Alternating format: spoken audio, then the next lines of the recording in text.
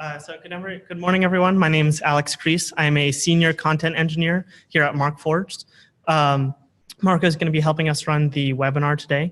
So today is our Markforged University seminar on selecting the right fiber for your application. So the first thing that we'd like you to do is fill out a poll you should see in front of you about how much you use fiber and what kind of role you have at your organization.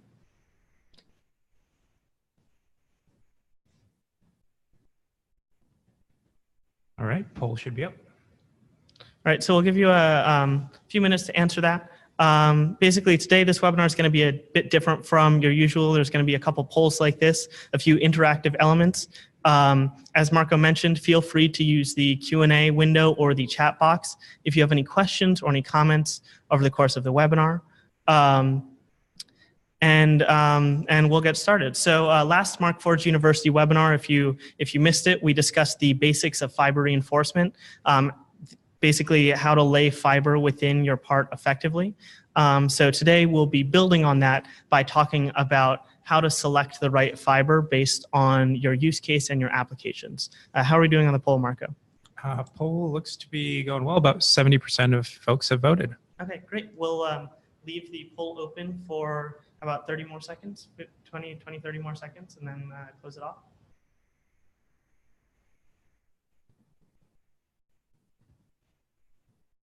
And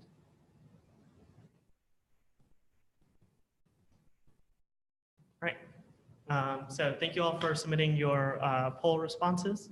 So basically, what we're going to be talking about today is what questions we need to ask to evaluate a part. Basically, in a lot of different applications when using our printers, it's really not about the application that drives the fiber selection. It's about what the loading conditions are, what the environment is. So here we have a part from a customer of ours, Humanetics Innovative Solutions. They are a leading manufacturer of crash test dummies. So it's a mold for this neck ring that you see right here that seats inside of a crash test dummy and helps protect these electronics and other components inside the dummy. So in order to understand what material we should choose for reinforcing this mold, I just wanted to open it up and ask, what kinds of questions do you think would be valuable to ask about this part to understand what it will go through? And please feel free to use the Q&A or the chat box to submit your thoughts on what you'd need to know if you knew that you needed to, again, this is a mold for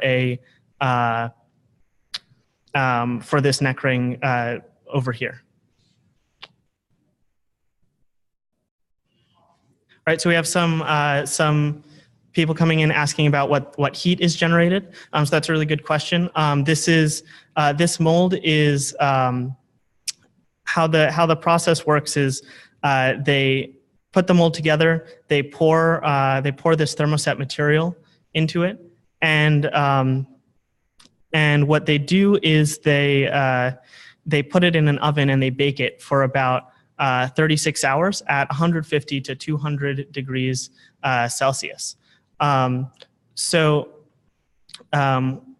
that in mind, we sort of gain that insight from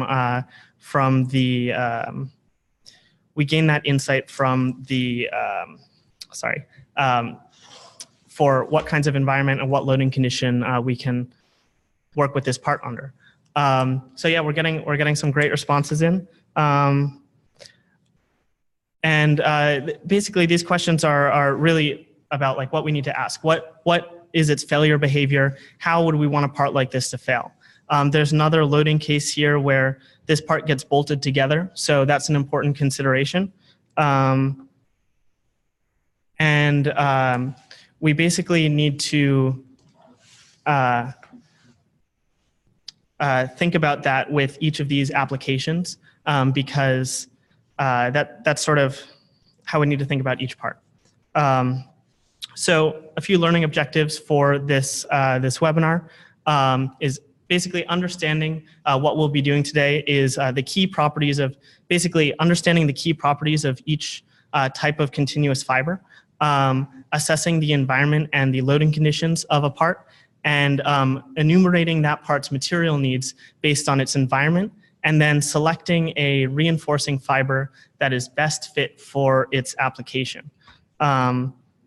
So let's basically go over the sort of the 4 fibers that we have here that you have available to Markforged 3D printers.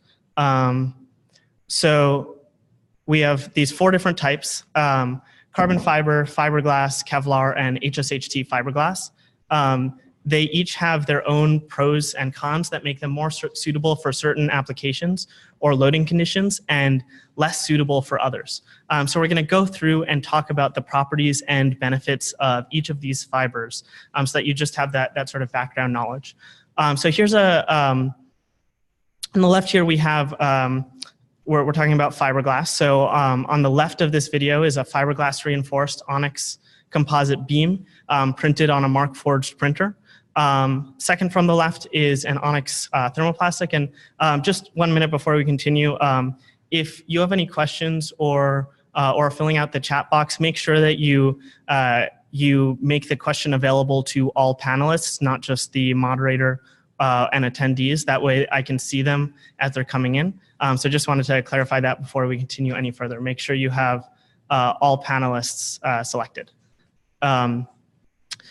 So back to fiberglass reinforcement.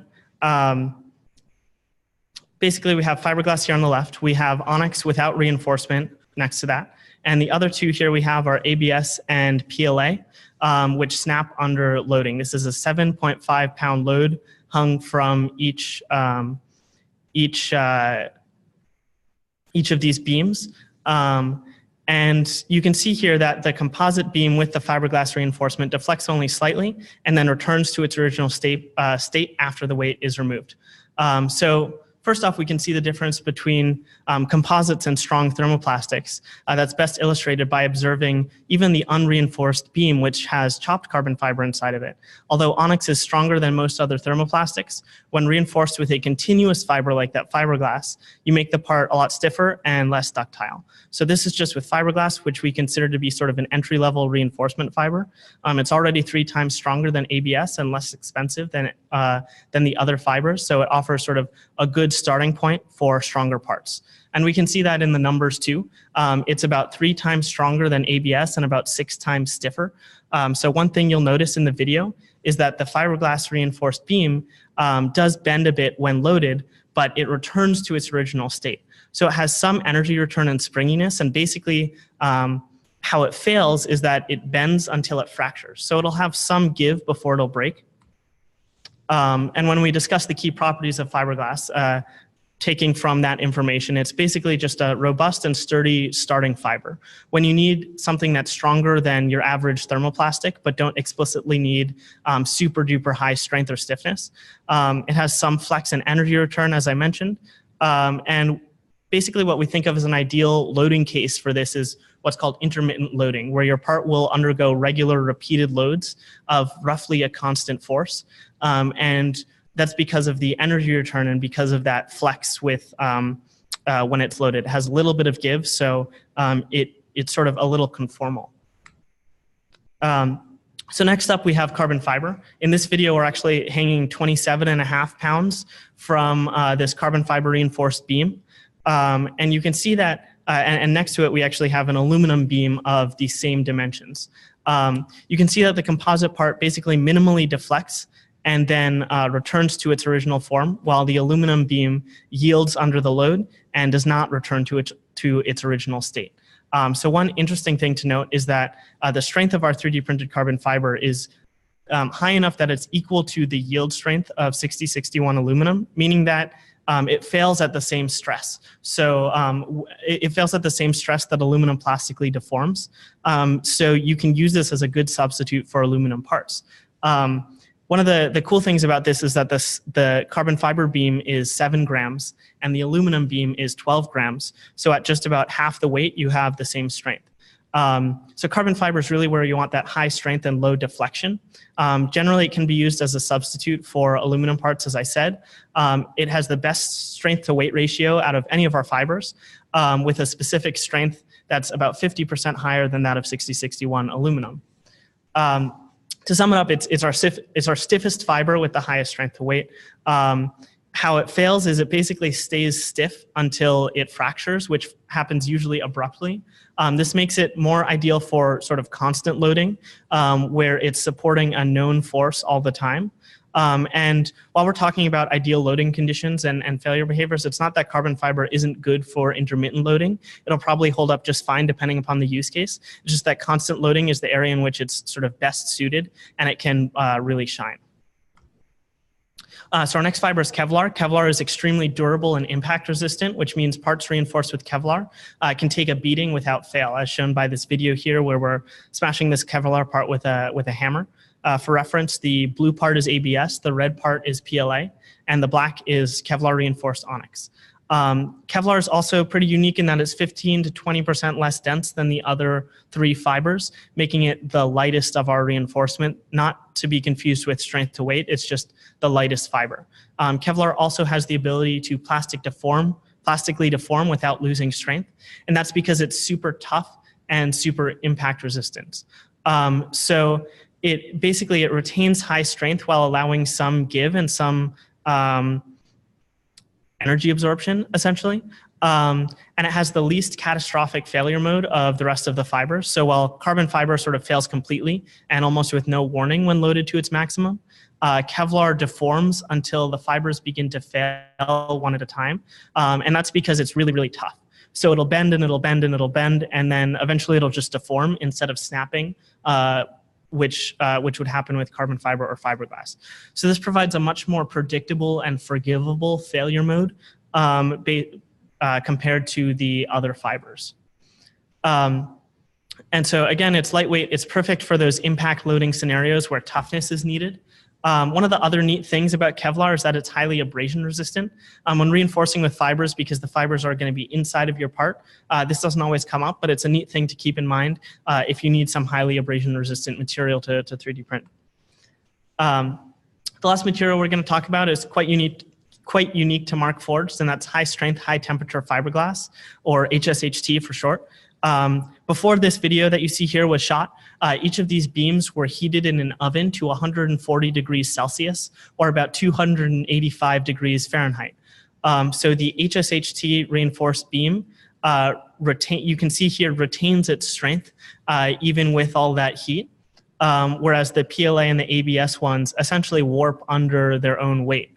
And so this beam here is shown supporting a 5-pound mass hung from its end, while the PLA and ABS basically you can see sort of deform and sort of flop to the side of the table right here. So it has this superior heat resistance, hence the name, and retains its strength up to temperatures of about 150 to 200 degrees Celsius, or around 300 degrees Fahrenheit. So it's well past most thermoplastics glass transition temperature. And the heat deflection temperature is about 80 degrees higher than any of our other fibers. The thermal properties of HSHT allow for applications where strength is needed at these higher temperatures. So that's really its big value. But one of the neat things about HSHT is that it has very, very high elastic deformation properties, more than any of our other fibers. So this means that it will deflect as it's loaded towards its maximum and return to its original shape when the load is removed. So if you need parts that really need to bend and be very springy, this is a fiber that you could use. And that happens more so than with fiberglass, where fiberglass is sort of a little bit springy, but HSHT really has some flex and some energy return that's much greater than that of fiberglass. And so because it's still very stiff, but it has a lot of energy return, it's pretty good for both constant and intermittent loading forces, like clamping or like any sort of grippers or sort of repeated impact loading cases. But it's also just generally can do all these and perform at high temperatures. And so that's basically the spectrum of our reinforcement materials and how they behave. So we can use these properties to identify which ones would be suited for good applications. And now what we're going to do is basically match those fibers to a variety of different applications and use cases. I I'm not going to really tell you that one fiber will work best for a specific application or a specific use case, because it really is dependent upon the environment and the loading conditions that your part undergoes, and what you need for your part to be successful. So the needs of your part are really up to you to decide. So the next section is basically we're going to go through a couple different applications and discuss the material requirements of those applications, so you get into that mindset of thinking about the needs of your part. So this section is a bit experimental. We'll see how this goes. It's what we've got here is basically a Jeopardy style board, and beneath each tile is an application. So we're going to work together to uncover all of the tiles on this board and identify what fiber would be best fit for each of these applications. So again, I'd very much like this to be a discussion, so please feel free to ask questions or submit comments in the chat box when these applications come up. One thing to note, as I mentioned before, is that right now I'm a panelist on this webinar, so I can only see questions that are and comments that are directed to all panelists. So please make sure that if you're commenting, that you are, or if you're asking questions, that you're asking toward panelists. And Marco's going to help out with supporting that here. Are we all good on that? Yep. Okay, great. So when we uncover each application, we'll have a poll go live where you can sort of guess what fiber will be the best fit for that application. And then we'll sort of wrap each one up with a discussion about what that best choice would be. And at the end of the discussion, once I go back to this board, I'll choose the next tile based on whoever responds first with an application area and a category. So I'm going to pick the first one over here, tooling and fixturing for 100. So this is basically what I said before. This part is a familiar one. It's a thermoset mold. It basically gets the part gets put in an oven at about 200 degrees Celsius for 36 hours. So is the poll live? Live right now. All right. And so I'm gonna have this open as we talk through it. Please remember to submit any questions or ideas and vote in the polls what you think would be the best fit. One thing they actually did before Markforged, as you see in this photo in the lower right, is that they would machine these very complex silicone molds. It's not the exact same one as the mold that they printed, but you probably get the idea. They had to make a mold for every one of the thermoset parts in the dummy. And the silicone molds were degrading over multiple cycles because of that heat and that wear. And if you can't see the poll, there should be a polling button in your interface down at the bottom that you can click to open the poll. Thank you, Marco. What Humanetics actually did here was they tested this part just in onyx just to see if it would work. But after a while, the material started to lose strength and warp after repeated cycles in the oven, which is why they chose to reinforce it. So let's look at the poll and see what people think the right fiber for this would be. Marco, what are the results? So it looks like 88% picked high strength, high temperature fiberglass, and the second runner-up, or the first runner-up, was Kevlar with about 7%. Okay, great, thank you. Yeah, so HSHC would be a really great choice for this application because it's a mold and it's being put in this oven at a high temperature. What we really need to do is make sure that the part maintains its strength at that temperature. If it were just functioning at room temperature, then it would probably be okay as it is with just onyx.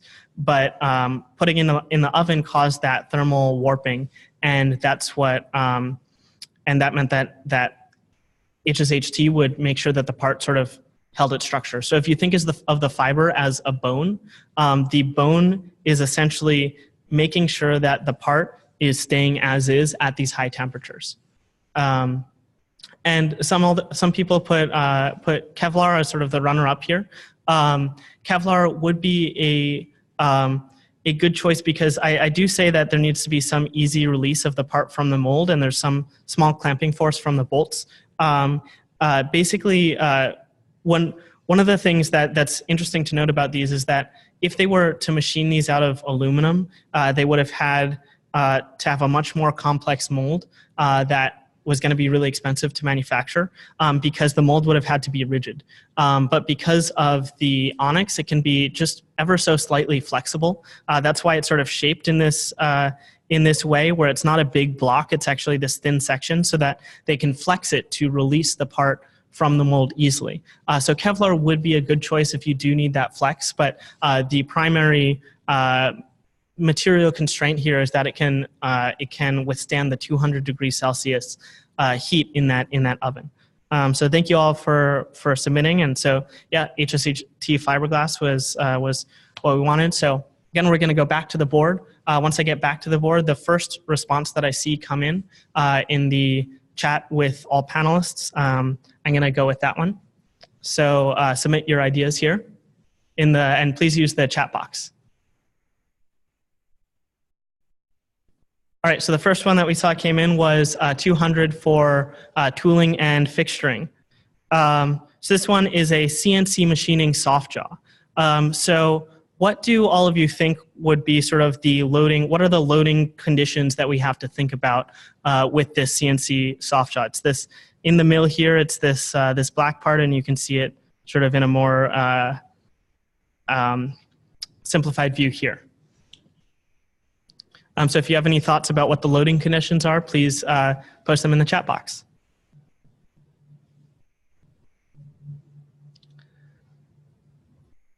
All right, so so basically the four main things that we have to think about here are there's a lot of things coming in about accuracy. It's sort of an intermittent loading condition.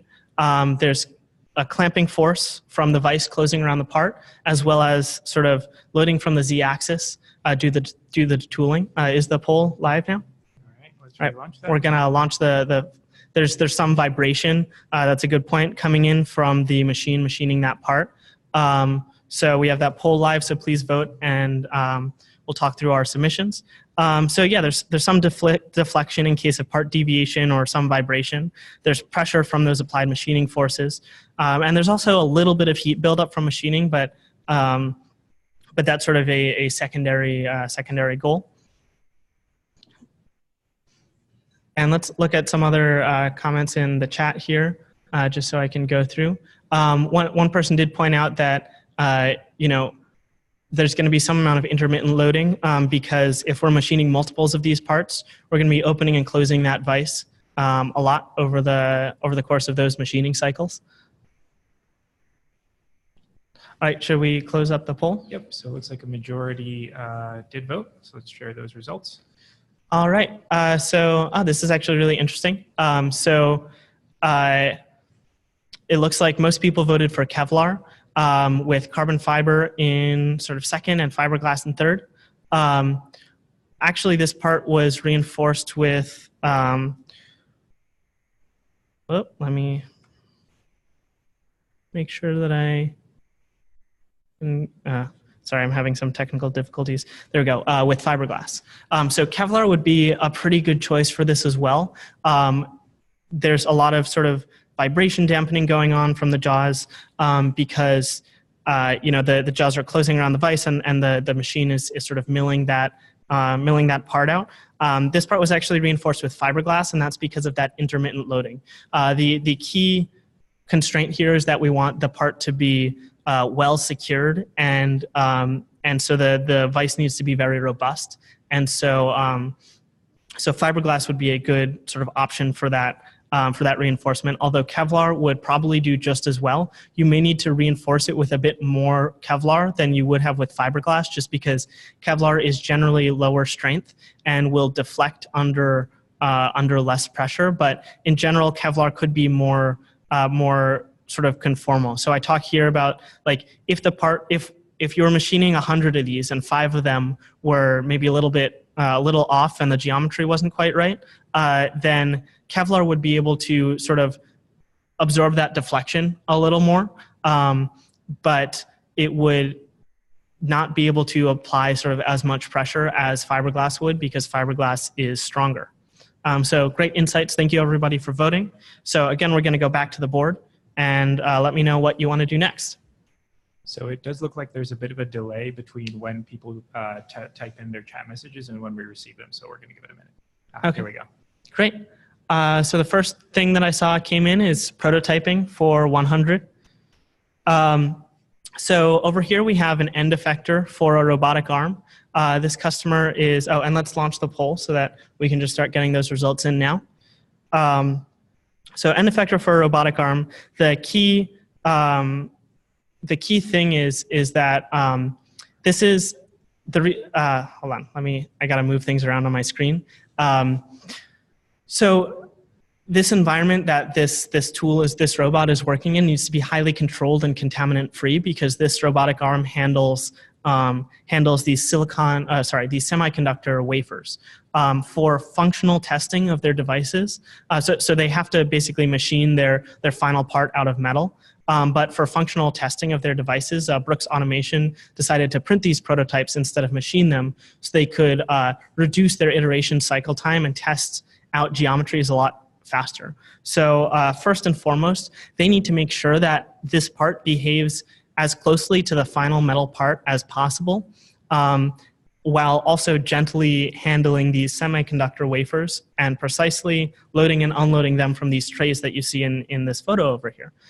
So what fiber do you think would be best for this one? The other thing to note, as it says here, is they also need to minimize deflection and maintain a very high precision, because they have very high standards for how the arm needs to be able to handle the wafers and to what degree of precision it can place them in the trays. So do you have poll results in? Yep, you're there. All right, so a lot of you got it right. Hold on, here we go. The fiber that they used is carbon fiber, and as I mentioned before, that's really because of they need to mimic the properties of metal parts, and the best way to do that is with carbon fiber, because it can match the strength of aluminum, which is what they would have machined it, which is what they machined the final part out of. So let's go back to the board here, and again, the first thing that I see come up is going to be what I'm going to go with.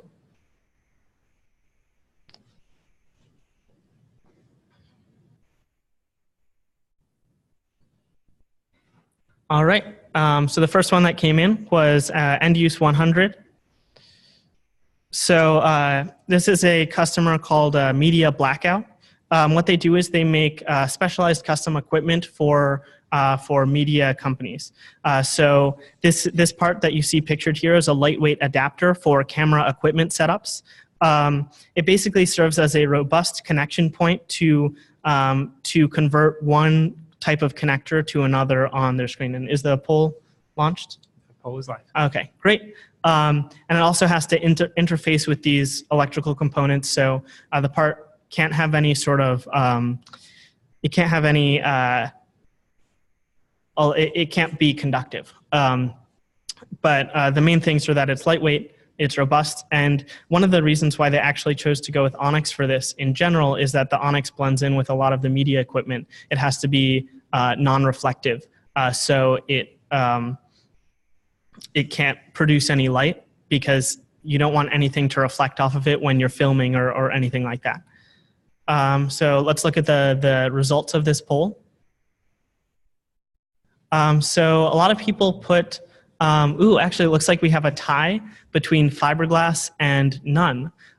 So as I mentioned before, this is sort of a lightweight adapter for camera equipment setup, so it does need to be pretty light. It also needs to be pretty robust. But when it comes down to it, this part is basically just a connecting point. It doesn't really experience that much load.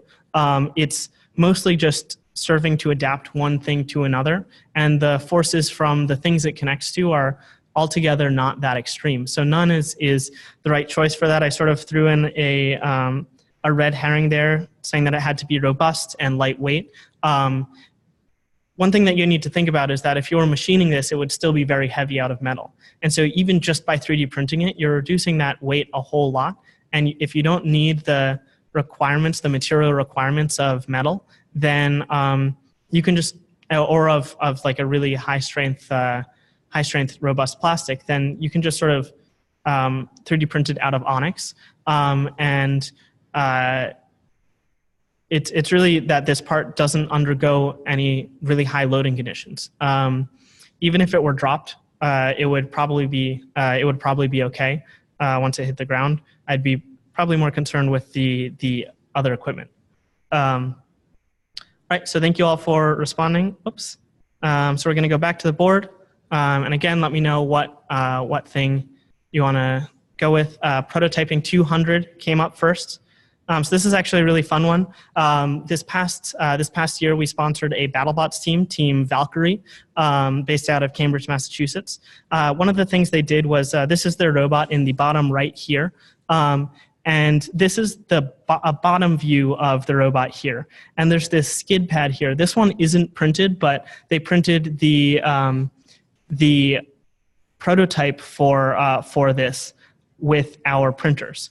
And the requirements for these are that it attaches to the bottom of the blade, so it's the third point of contact apart from the two wheels. And when the weapon spins, it spins against the ground at about 2,000 rotations per minute. So it spins really, really fast. It attaches to the bottom of the blade. They wanted to basically do a functionality test on the geometry of this skid pad because they wanted the teeth, the tips of the blade to just lightly scrape the ground. So that geometry, before they started machining it, is super important to get right before they started machining these final UHMW skid pads. So please let me know, fill in the poll, what type of fiber would you use in this situation? And one of the interesting things is that they had all these UHMW skid pads, and they went through about 7 fights over the course of the season on BattleBots. They had a 4-2 record, and by the end of the season, they actually had to end up using that printed prototype because they were out of the UHMW skid pads. So let's look at the results here. So a majority of the people voted for Kevlar. That's right. I sort of mentioned earlier that Kevlar is a very abrasion-resistant material, and what you can see here in this photo is this is where we can actually make use of that. The onyx actually wore down as it was spinning against the ground, but the Kevlar stayed strong. So they sort of made use of the abrasion-resistant properties of the Kevlar by letting the onyx wear down so that it was just sort of a Kevlar plate instead of a onyx one. Some people also put carbon fiber. That is a good idea because it does need to support a whole lot of weight. But in general, this part ended up being just packed to the brim with Kevlar. So it wasn't going to, it basically just needed to sort of hold strong and resist that abrasion. All right, we're going to go back to the board here. And please let me know what you want to look at next. All right, so we have tooling for 300 coming in. And my mouse is being a bit weird, so I'm trying to click on it here. What is going on?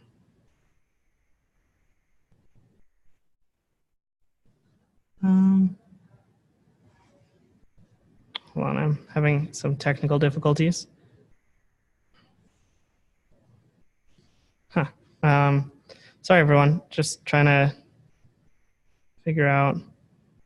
Okay, I'm just going to skip to it because for some reason it's not letting me click on it. So tooling for 300, this is an inspection fixture designed by J.J. Churchill. And let's launch the poll now so people can look at this. The key components that we have here, the key loading conditions are this clamping force from the bolts clamping into the table. We have to have this pretty secure grip on the turbine blade that they manufacture. So they use this inspection fixture to basically validate the geometries of this turbine blade that they manufacture. So what they need is they want to get a good result from the scan of the blade. So they need to minimize the deflection of the part as it sits in this this fixture so that they can maximize inspection precision. Because there are very small light pressures from the inspection probe. So overall, this part is not experiencing a whole lot of external load. It's really more of a statics problem of making sure that this blade that's going all the way sort of standing upright will not deflect during the inspection process. Right, so let's look at those results. And let me make sure I bring them up. So a lot of people put carbon fiber here. A couple of people put fiberglass as well. So carbon fiber or fiberglass would both be pretty good choices because, again, you sort of get that robustness, that strength, just to make sure nothing moves. I would say carbon fiber here would be the better choice because you want to minimize deflection as much as possible. So even if by accident there's some pressure on the tip of that turbine, the carbon fiber will, because it's so stiff, will be able to sort of reduce that and make sure that it stays stiff and it stays in the same place the whole time. Right, we're going to go back to the board. So remember, tooling and fixturing 300 we just did. So if you have any thoughts for the next one. One person did bring up a good comment about thermal expansion issues with plastic in metrology. So in general, because of that reinforcement and because of the onyx material, the parts are very dimensionally stable. So you're not going to see that much expansion or anything like that because the materials basically, the carbon fiber, both in the onyx and in the reinforcement, will essentially ensure that the part stays dimensionally constant. All right, so the first thing that came up was prototyping for 300. So I'm going to go down there.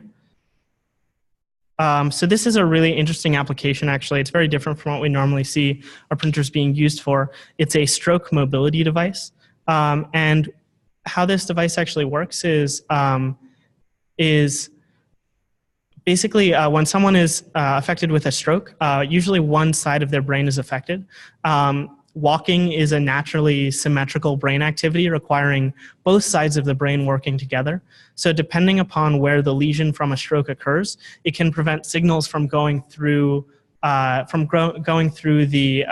brain properly. So you basically may need to relearn how to walk with a new gait to make it symmetrical again, because your brainwaves aren't necessarily communicating from the left to the right side of your brain anymore.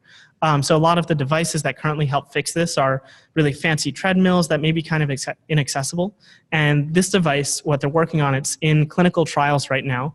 You mount it to a patient's foot and it supports them while they walk on the ground and adjusts their gait with these sort of springed cam mechanisms here while they're walking to help reteach their brain how to walk. So it's a much simpler, more cost-effective solution than what's currently out there. And they print these devices for prototyping while it's in clinical trials. So basically the design constraints for these are that it needs to support the weight of a person from these multiple contact points, and it needs to be capable of handling gait-related loading conditions and impacts, but light enough to not further impair gait. Again, because this is a learning device, it's sort of, in the case of a fall, the part may need to endure that. So please think about what type of fiber you'd use to submit in the situation. If we have enough polls in, then we'll look at the results. So the results here, a lot of people put fiberglass. Looks like people mostly put Kevlar. About 53% put Kevlar, 33% fiberglass. And let me make sure I can click to the next section. Oh, whoops, I already did that. So they actually used, sorry, this information's wrong. They actually used fiberglass for this one because they really wanted that robustness and the rigidity in these cams. I think Kevlar would also be a very good option. So for this, because it needs to endure the sort of the impacts from walking. Fiberglass is a more affordable solution, as somebody actually mentioned in the chat box. So going with that as sort of the starting fiber, just getting a really robust print to work and to function in this environment is a way to go. So in some cases like this, there's not always a go-to fiber that's exactly the right one to use. A lot of times fiberglass and Kevlar, it's really up to your preferences and your prioritization based on what, in terms of selection. So Kevlar could be good because it has that impact resistance and that durability, but fiberglass could be just as good because it's very robust. And it's also very cost effective if you're looking to reduce the price of something like this, but still have it be reinforced. So we're going to go back to our board here. Please submit what the next section you want to work on. We just have the 2 remaining ones in end use right here. All right, so 300 for end use. So this is an arm that is built by Haddington Dynamics. It's a 7-axis robotic arm. The joints, they actually print the optical encoders on their joints, and their joints end up having 50 micron joint precision because of the electronics and that they're able to work in there. It supports a 3 kilogram payload, and they actually have 70 3D printed parts on this arm. So let's launch the poll, and we'll also talk a little bit more about this arm. It's what they strive for is this sort of low cost precision pick and place machine.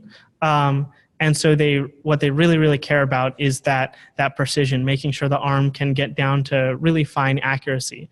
And the joint precision is dependent upon both their sensors and the hardware that they have inside their machine, and it's also dependent on the material that they use to make all these parts out of. So all the way up and down the arm, all of these parts, all the black parts that you see, are 3D printed and reinforced.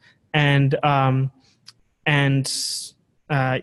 let's look at what people think for this application. So majority of people put carbon fiber. Some people put fiberglass. Carbon fiber is what they ended up going with here. Carbon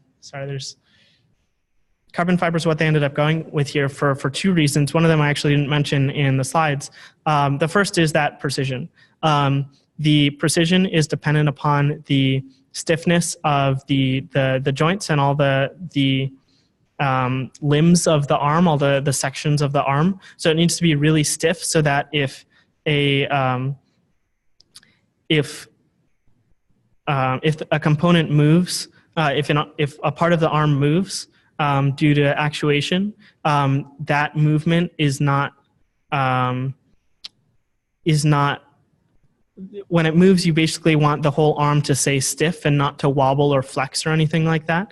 So because carbon fiber has the maximum stiffness of all of the materials, it will allow for that. And also you want the arm to be really light. So if the arm was heavier, then it wouldn't be able to move as fast, and it would also only be able to support a smaller payload. So by printing all these parts with carbon fiber reinforcement, they can make the arm really stiff and rigid, but also really light.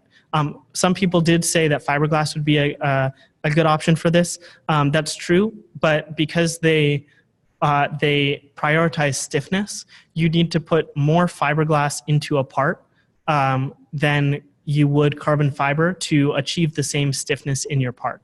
So that's one thing also to think about in terms of reinforcement is, yes, fiberglass could be a cheaper option, but in terms of material consumption, you will need to use less carbon fiber to make something as stiff as you need it to be, whereas you may need to use more fiberglass or more Kevlar if you use those options. All right, so we're going to go back to our board here. And we have end-use parts for 200 is the last one, so I'm going to go ahead with that.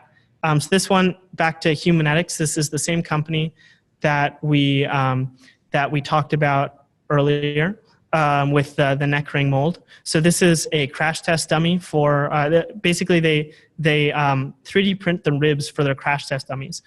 The ribs see some of the highest stresses during a crash, so they're the most likely to break. and you have somewhat unknown loading directions.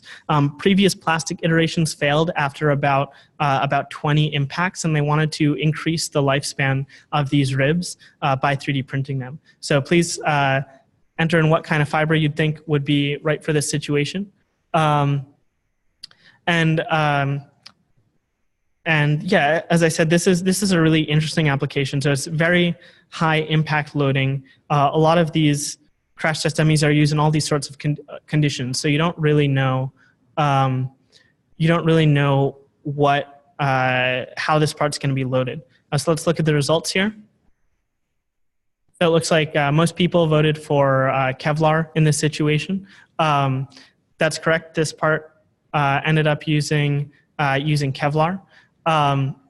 So as I said, the key thing here is that they're getting these like odd impact loading conditions from all these different directions. So first of all, the rib is structured to be able to handle that.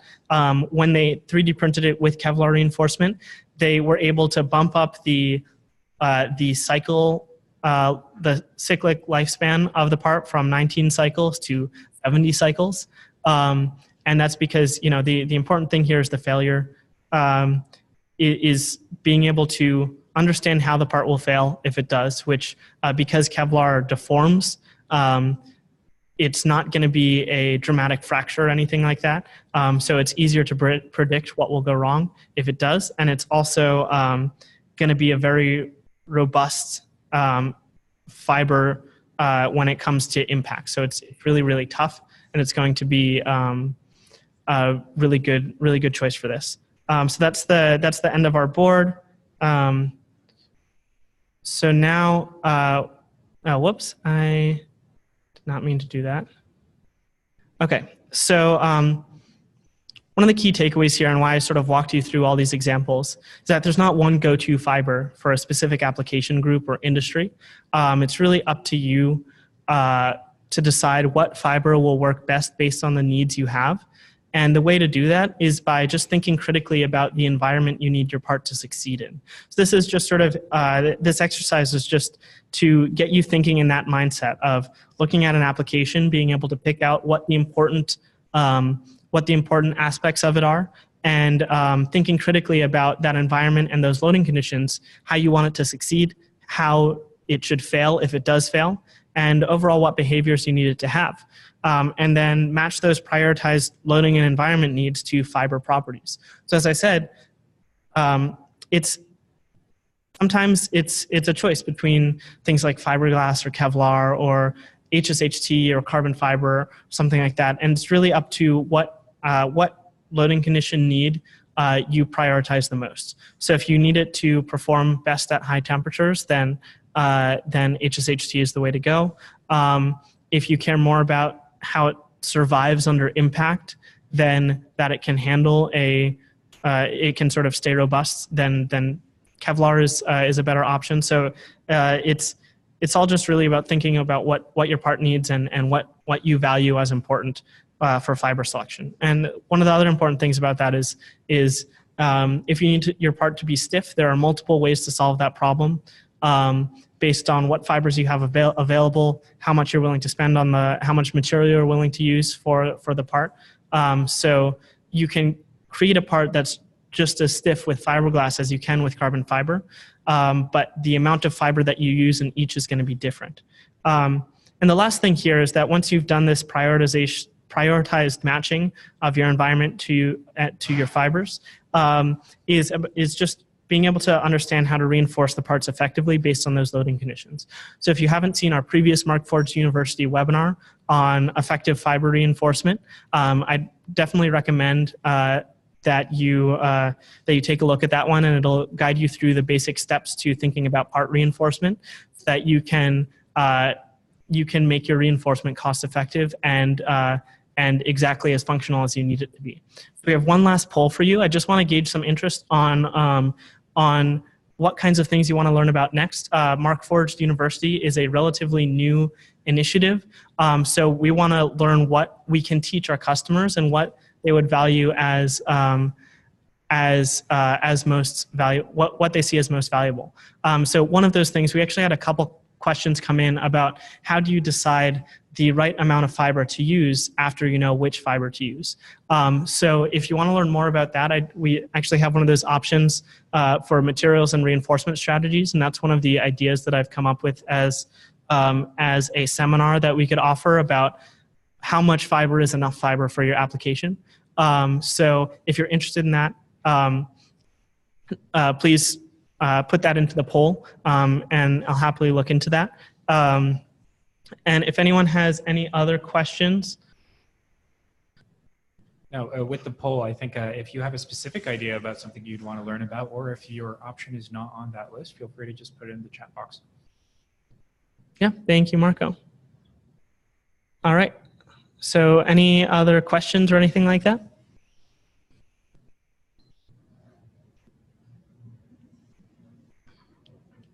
All right. If there's no other questions, we're going to basically we're going to close out the webinar. I am going to leave it open for a few more, for maybe about a minute or two, just so you can put your responses in.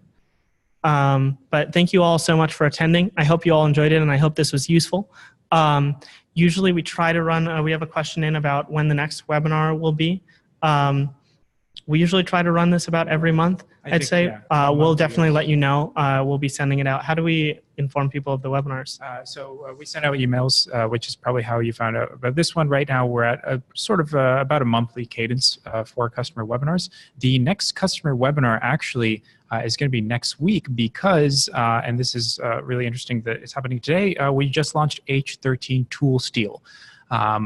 So as of today, you can now, on our Metal X system, print with H13 tool steel.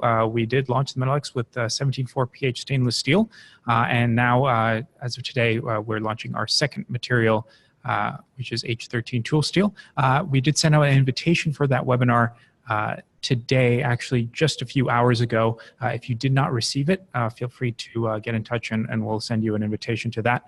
And so next week, we're going to have Brian Semple, our CMO, Julie Finkelstein, who's from product management and an application engineer, have a kind of a fireside chat about H13 and some of the applications, the properties of the material and things that you can do with it. But as far as these Markforged University Learning webinars, we do host them about every month or so. So I think we should expect the next one sometime in January, and you will receive an invitation to that as we prepare it. Also, there are some questions coming in about more specific details about fiber performance and loading conditions. If you would like to learn more of those specific numbers, some of the ones that I showed in the over the course of the presentation, you can find those on our material data sheet, which you can download from our materials page on our website. So please check that out if you're interested in learning more about the specifics of each of our materials and their yield strengths and all that kind of information. We'll also be sharing this recording with you probably tomorrow, sometime in the next couple days, so that you can refer back to it if you want to. All right, and with that, thank you for joining us today for this webinar. We hope you enjoyed the format. It was a little bit different today, but we had great engagement from everyone in the audience. So thank you so much for pitching in and contributing to the webinar, and we look forward to seeing you at the next one. Thanks so much and have a great rest of your day. Thank you so much.